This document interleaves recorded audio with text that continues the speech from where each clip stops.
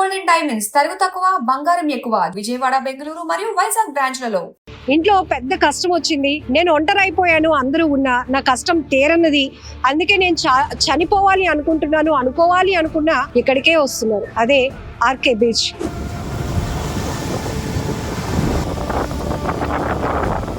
ఇంట్లో ప్రాబ్లమ్స్ పెట్టి వచ్చి నాకు ఇంట్లో సమయంగా అందట్లేదు అనేసి సూసైడ్కి వచ్చి చనిపోయాలనుకున్నారు. మళ్ళీ ఈరోజు మార్నింగ్ మళ్ళీ సూసైడ్కి వచ్చింది. 2 రోజులు ఆవిడ చచ్చిపోతాం అనేసి వస్తుంది.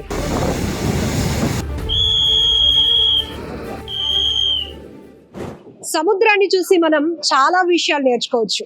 ఎందుకంటే మనసుకి చిన్న బాధగా ఉన్నా లేకపోతే ఒత్తిడిలో ఉన్నా అలా సరదాగా బీచ్కి వెళ్తే రిలాక్స్ అయిపోతాము, కొంచెమైనా ఒత్తిడికి దూరం అవుతాము అనేది ప్రతి ఒక్కరి ఆలోచన. ఇది నిజమే కదా. అదే సముద్రాన్ని చూసి మనం చాలా విషయాలు నేర్చుకోవాలి అంటంలో ఎంతో మంది మహానుభావులు కవులు కూడా సముద్రం మీద రకరకాల కవితలు రాసినటువంటి పరిస్థితులు ఉన్నాయి. ప్రతి అలా ఒడ్డుకి చేరుకోదు అన్నట్టే ప్రతి మనిషి జీవితంలో కష్టమైన సుఖమైన ఏది కూడా శాశ్వతంగా ఉండిపోదు. అవి కూడా వచ్చిపోతూ ఉంటాయి. కానీ వాటిని ఎదుర్కోగలిగే శక్తి పొందటమే మన వంతు. అందుకు దైవ బలమే ప్రధానమైన కారణం. ఇవన్నీ ఎందుకు చెప్తున్నానంటే ఎంతో మంది సరదాగా బీచ్ దగ్గర గడపడానికి చిన్నపిల్లల్ని పెద్దవాళ్ళు అందరూ కుటుంబంగా వస్తూ ఉంటారు. కానీ ఈ మధ్య కాలంలో తమకి ఏ చిన్న కష్టం వచ్చినా అమ్మ నాన్న మీద అలిగినా పిల్లలు వచ్చేస్తున్నారు, లేకపోతే ప్రేమ విఫలమైనా ఇక్కడికే వస్తున్నారు. ఇంట్లో పెద్ద కష్టం వచ్చింది, నేను ఒంటరి అయిపోయాను, అందరూ ఉన్నా నా కష్టం తీరన్నది, అందుకే నేను చనిపోవాలి అనుకున్నా ఇక్కడికే వస్తున్నారు. అదే ఆర్కే బీచ్. ఈ ఉదయం కూడా ఒక 45 ఏళ్ల మహిళ తనువు చాలించాలి బలవంతంగా అనుకుంటూ అలా అలల్లోనికి ముందుకు వెళ్తోంది. ఒడ్డున ఉన్నటువంటి లైఫ్ గార్డ్స్ కానీ మెరైన్ సిబ్బంది ఒక్కసారిగా పరుగులు పెట్టి ఆమెను కాపాడే ప్రయత్నం చేశారు. అప్పటికి ఆమె మునిగిపోయినప్పటికీ కూడా హుటాహుటిన వాళ్ళు కొద్దిపాటి క్షణంలోనే తేరుకొని ఆమెను రక్షించారు. కాబట్టి ఆ మహిళ ప్రాణాలతో బయటపడింది. ఈ ఒక్క ఘటనే కాదు, ఎంతో మంది స్టూడెంట్స్ కానీ లవ్ ఫెయిల్యూర్స్ కానీ లేకపోతే టీనేజర్స్ కూడా పాస్ అవ్వలేదనో లేకపోతే కావాల్సినటువంటి బైకో ఫోనో ఇంట్లో కొనివ్వలేదనో ఇట్లా రకరకాలు హెల్త్ ఇష్యూని ఫేస్ చేయలేకపోతున్నామనో అనేక రకాలుగా మానసికంగా ఒత్తిడికి గురవుతున్న వాళ్ళు ఇక్కడికి వచ్చి బలవంతంగా తమ ప్రాణాలు తీసుకోవాలి అనుకుంటున్నారు. ఇది ఎంత బాధగా అనిపిస్తోందంటే మనసుకి. ఇట్లాంటి ఎన్నో ఘటనలు వీళ్ళు చూశారు. సరదాగా టూరిజంగా అంటే బీచ్ను చూసి ఆహ్లాదంగా గడపడానికి వచ్చి సరదాగా ఈత కొడదాము స్నానం చేద్దామని వెళ్ళి ప్రమాదవశాత్తు అలలకు చిక్కుకొని మునిగిపోయిన వాళ్ళు కొంతమంది అయితే ఉద్దేశపూర్వకంగానే తమకొచ్చిన కష్టాలు ఎదుర్కోలేక ఈ అలల్లో మునిగిపోయి చనిపోవాలి అనుకున్న వాళ్ళని కూడా చాలా మంది వాళ్ళ కళ్ళంట వాళ్ళే చూస్తూ ఉన్నారు, కాపాడే ప్రయత్నం కూడా చేస్తున్నారు. ఉదయం ఏం జరిగింది అసలు? ఎంతమంది వస్తూ ఉంటారు కదా, ఉదయం వచ్చిన మహిళ ఎందుకు చనిపోవాలనుకుంది?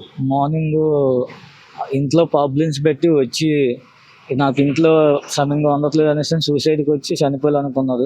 అయితే మేము వెళ్ళి అబ్జర్వ్ చేసి వెంటనే తీసుకొచ్చి బయటని పెట్టి అంబులెన్స్కి ఫోన్ చేసి పోలీసు వాళ్ళకి ఇన్ఫార్మ్ ఇచ్చి వాళ్ళకి అబ్జెప్పేస్తే అది నిన్న కూడా జరిగిందంట. నిన్న ఎంఆర్పేట స్టేషన్లో వాళ్ళకి దొక్కితే మళ్ళీ కేజీసీకి అబ్జెప్పారంట. మళ్ళీ ఈరోజు మార్నింగ్ మళ్ళీ సూసైడ్కి వచ్చింది. 2 రోజులు ఆవిడ చచ్చిపోతాం అనేసి వస్తుంది. నిన్న బయట నుంచి జరిగితే ఎంఆర్పేట స్టేషన్ వాళ్ళు తీసుకెళ్ళి కేజీసీకి హ్యాండ్ ఓవర్ చేశారు. ఈరోజు నుంచి బీచ్లోకి వచ్చి సూసైడ్ చేసుకోవడానికి ఈరోజు మేము తీసుకొచ్చి బయట పోలీసులకు హ్యాండ్ ఓవర్ చేసి పంపించాం. అలాగే చాలామంది వస్తూ ఉంటారు, వాళ్ళకి 10 నిమిషాలకి విజువల్తో చెప్తూ ఉంటాం, అయినా సరే వినరు.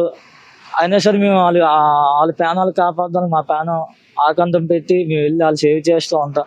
అలాగే చాలామందిని కూడా సేవ్ చేసాం. ఎప్పుడో మేము లేని పక్షంలో ఎక్కడో జరిగితే మేమేం చేయలేము.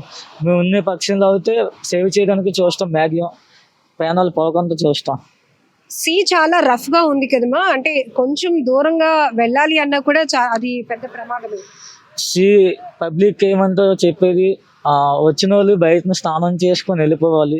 కాకపోతే వాళ్ళు అయితే వాళ్ళ హ్యాపీనెస్ కోసం లోపలికి వెళ్తారు. అలాగే వెళ్తూ రిప్ కరెంట్ అనేది యాడ్ అవుతుంది.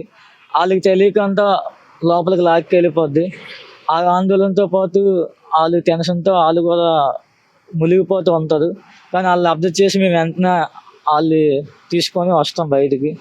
కానీ రిప్ కరెంట్లో మాత్రం ఎంతైనా ఆపోజిట్ రావడానికి చూడకూడదు. అయితే రైట్ సైడ్ అయినా వెళ్ళాలి, లేకపోతే లెఫ్ట్ సైడ్ అయినా వెళ్ళాలి. అలా తప్పుదైతే కొద్ది ప్రాణాలతో ఉండొచ్చు. ఎంతైనా ఆపోజిట్ వస్తే బయటకు రావడానికి కూడా అవకాశం లేదు, లోపలికి లాక్కి వెళ్ళిపోద్ది. జనరల్ గా మెరైన్ వాళ్ళు ఉంటారు, లైఫ్ గార్డ్స్ మీరు ఉంటారు. ఎవరైనా కొంచెం బాగా ముందుకు వెళ్ళే ప్రయత్నం చేసి ఇమీడియట్ గా విజిల్ వేసి వాళ్ళని అలర్ట్ చేస్తారు. వెనక మీరు కూడా ఎప్పటికప్పుడు పిల్లలతో ఉన్న ఫ్యామిలీ మెంబర్స్ అందరికీ అలర్ట్ చేస్తూనే ఉంటాం మేడం. అంటే జనరల్ గా ఇక్కడ మనం చూడొచ్చు, చాలా మందికి బీచ్ ని చూడగానే ఒక రకమైన ఎక్సైట్మెంట్, ఆహ్లాదం, సరదాగా గడపాలి, మళ్ళీ వస్తామా ఏంటి, ఈ మధ్య ఒక సినిమా డైలాగ్ మళ్ళీ పుడతామా ఏంటి అంటూ ప్రమాదాల్లోనికి వెళ్తున్నారు. ఇది చాలా తప్పండి. వీళ్ళు ఎంత రిస్క్ చేయాలి, ఇప్పుడు మిమ్మల్ని కాపాడాలి అంటే వీళ్ళు ప్రాణాలు కూడా రిస్క్ లో పెట్టాలి. వీళ్ళకి ఏమి సముద్రం అంతా ఈజీ కాదు, ఎందుకంటే అది చాలా పెద్ద టాస్క్. ఎక్కడికక్కడే రిప్ పవర్ అనేది, రిప్ కరెంట్ అనేది ఉంటుంది.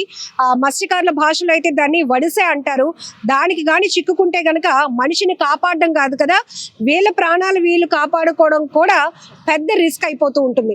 జనరల్గా ఆర్కే బీచ్ కానీ, అప్పికొండ బీచ్, గంగవరం బీచ్, ఇవన్నీ మనం చూస్తే గనక చాలా వరకు ప్రమాదానికి కారణం అవటానికి కారణం ఏంటంటే ఎక్కడికక్కడ హెచ్చరిక బోర్డులు ఉన్నప్పటికీ కూడా మనకేం కాదులే, ముందుకే కదా, జస్ట్ స్నానం చేసి సరదాగా వచ్చి వెళ్ళిపోతాం అంతే కదా అనుకుంటారు. కానీ వచ్చే ప్రతి అలని అంచనా వేయటం ఎవ్వరి తరం కాదు. ఇదే వీళ్ళు చెప్పేది. ఎందుకంటే ఏ అల ఎంత ప్రమాదంగా మారుతుంది అనేది మాకే తెలియదు మేడం. ఏదో మేము ట్రైనింగ్ లో ఉంటాము అండ్ లైఫ్ గార్డ్ కి సంబంధించినటువంటి కొన్ని ఎక్విప్మెంట్స్ ఉంటాయి కాబట్టి ఇవి ఉంటేనే మేమైనా వెళ్ళగలం, ఎవరినైనా రక్షించగలం, లేదంటే అందరి ప్రాణాలు రిస్క్ లోనే ఉంటాయని చెప్తున్నారు.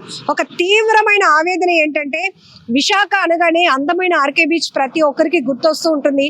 సువిశాలమైన సాగర తీరాన్ని ఎంతో మంది ప్రజలు ప్రతిరోజు కాస్త రిలాక్స్ అవ్వాలి, వాళ్ళు ఏదైనా ఎవరికైనా చెప్పుకోలేని బాధలున్నా కూడా అలా తీరం ఒడ్డున కూర్చొని ఆ సీని చూస్తూ, సముద్రాన్ని చూస్తూ తమలో తామే మాట్లాడుకుంటూ తమ పెయిన్ కొంత రిలీఫ్ అవ్వాలి అనుకుంటారు. ఇట్లా ఇక్కడికి వచ్చే వాళ్ళది ప్రతి ఒక్కరిది ఒక్కొక్క స్టోరీ. అయినా కూడా ఇప్పుడు ఈయన చెప్తున్నట్టు నిన్న ఒక మహిళ నిన్న చనిపోవాలనుకుంది, అదృష్టవశాత్తు ఎవరో చూసి రక్షించారు.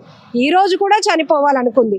అంటే మరి ఆమెకి ఎంత పెద్ద కష్టం వచ్చిందో మనకి తెలియదు. కానీ కష్టాలైతే మనం సాల్వ్ చేయలేం, కానీ వీళ్ళు మాత్రం కష్టంలో ఉన్న వాళ్ళని, ప్రాణాపాయ స్థితిలో ఉన్న వాళ్ళని కాపాడటమే వాళ్ళకి ఇచ్చి ఉన్నటువంటి స్కిల్. దానికి వాళ్ళ ప్రాణాలు కూడా పణంగా పెడుతున్నారు. ఏది ఏమైనా వరుసగా ఇలాంటి ఘటనలు జరగటం చాలా బాధాకరం. భగవంతుడు ఇచ్చిన గొప్ప జన్మ అంటూ ఉంటే అది మానవ జన్మే. ప్రతి మనిషికి తమ స్థాయిలో కష్టాలు ఉంటాయి, సుఖాలు ఉంటాయి, కుటుంబాలు ఉంటాయి. ఒంటరిగా ఉన్న వాళ్ళు కూడా చాలా ఎదుర్కొని ప్రతి సమస్యని, లైఫ్ ని ముందుకి బలంగా లీడ్ చేసే వాళ్ళు ఉన్నారు. అన్ని రకాల మనుషులు ఉన్నారు, అన్ని రకాల సమస్యలు ఉన్నాయి. కానీ బలవంతంగా ప్రాణాలు తీసుకోవాలి, నేను ఒంటరిని అయిపోయాను అనే ఒక ఆలోచన ఏదైతే ఉందో దాని నుంచి మనిషి బయటపడటం కూడా పెద్ద కష్టమే. ఏది ఏమైనప్పటికీ మనల్ని మనం సముదాయించుకొని ప్రతి ఛాలెంజ్ ని ఫేస్ చేస్తే అది కదా సినిమా డైలాగులు. అప్పుడు మనం ఎన్నైనా చెప్పొచ్చు, మళ్ళీ పుడతామా ఏంటి అన్నందుకు ఇప్పుడున్న జన్మకి మనం ఏం చేస్తున్నాం, ఈ లైఫ్ కి మన పర్పస్ ఏంటి అనేది ఆలోచిస్తే ప్రతి ఒక్కరికి లైఫ్ మీద చాలా హోప్ క్రియేట్ అవుతుంది. ఏది ఏమైనప్పటికీ ఈరోజు మహిళ 2 సార్లు చనిపోవడానికి ప్రయత్నించినటువంటి అంశం మాత్రం ప్రతి ఒక్క మనసుని తీవ్రంగా కలిచివేస్తోంది. But be careful. ఇప్పుడు సీ కూడా చాలా రఫ్ గా ఉంటుంది ఈ సీజన్ లో. లైఫ్ గార్డ్స్ కూడా ఒకరిని రక్షించగలరు వాళ్ళ కెపాసిటీకి మించి. ఎట్ ఏ టైంలో ఇక్కడిక్కడ స్నానాలు కానీ దిగి అలలకి చిక్కుకొని లోపలికి కొట్టుకుపోతుంటే వాళ్ళ తరం కూడా కాదు, అంత ఈజీ అయినటువంటి పని అయితే కాదు. But be careful.